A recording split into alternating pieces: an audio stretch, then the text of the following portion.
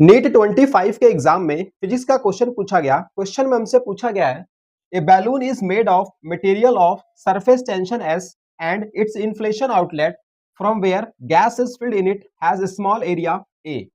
सो एक बैलून है, इसका सरफेस टेंशन हमें गिवन है एस एंड जो आउटलेट है इसका एरिया हमें यहाँ पे गिवन है A. It is filled with gas of density rho. इसमें जो गैस फिल की गई है उसकी डेंसिटी रो है and takes a spherical shape of radius capital R and इसका जो रेडियस है ये कैपिटल आर है। When the gas is allowed to flow freely out of it, its radius r changes from capital R to 0 in time t. It means कि जब यहाँ से gas को हम बाहर निकाल रहे हैं तो इसका जो रेडियस है वो श्रिंक कर जा रहा है। If the speed v of gas coming out of balloon depends on r and r की पावर a, एंड जो यहाँ पे स्पीड है वो डिपेंड कर रहा है r की पावर a पे, एंड एक रिलेशन गिवन है टाइम जो है वो डायरेक्टली प्रोपोर्शनल है सरफेस टेंशन के, एरिया के, डेंसिटी के एंड रेडियस के। सो इस रिलेशन को यहाँ पे लिखते हैं। सो जो टाइम है वो डायरेक्टली प्रोपोर्शनल है सरफेस टेंशन की पावर अल्फा के, एरिया की पावर बीटा एंड डेंसिटी की पावर गामा एंड रेडियस की पावर डेल्टा के।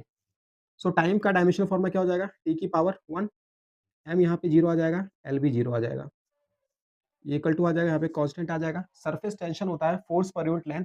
सो फोर्स का डायमेंशनल फॉर्मूला हो जाएगा एम एल टी की पावर -2 अपॉन में एल। तो एल से एल कट जाएगा तो यहाँ पे आ जाएगा ये एम टी की पावर -2 आ जाएगा, इसकी पावर आ जाएगी अल्फा। एरिया होता है एल का स्क्वायर, इसकी पावर हमें गिवन है बीटा एंड डेंसिटी होता है मास अपॉन में वॉल्यूम। सो एम एल की पावर -3, इसकी पावर आ जाएगा गामा। रेडियस होता है एल, इसकी पावर आ जाएगा डेल्टा। यहाँ पे एम की पावर 0 है। सो यहाँ पे देखते हैं एम की पावर क्या है, एम की पावर अल्फा एंड एम की पावर गामा। सो एम की पावर आ जाएगा अल्फा प्लस का गामा। तो यहाँ से अगर पावर को इक्वेट कर देते हैं तो अल्फा प्लस का जो गामा होगा ये 0 के इक्वल आ जाएगा। सो अल्फा आ जाएगा इक्वल नेगेटिव ऑफ गामा के। इट मीन्स कि हम ऑप्शन में अगर चेक करते हैं तो अल्फा और जो गामा है एक दूसरे के इक्वल और अपोजिट वैल्यू आनी चाहिए। तो जिस ऑप्शन में अल्फा और गामा की वैल्यू इक्वल एंड अपोजिट आएगी वही हमारा करेक्ट आंसर हो जाएगा।